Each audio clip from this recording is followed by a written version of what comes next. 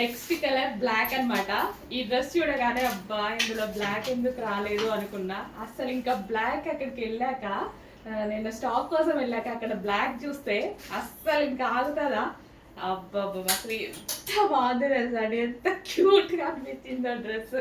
అస్సలు black favourite, అస్సలు miss అవ్వదు. బ్లాక్ నచ్చిన వాళ్ళు కూడా తీసుకోండి. ఈ పాట చాలా బాగుంది, చాలా చాలా బాగుంది, స్పైసీగా ఉందన్నమాట. సో యోగ్ పార్ట్ వచ్చేసి ఇంకా హార్డ్గా ఉంది, అసలు భలే ఉంది కదా.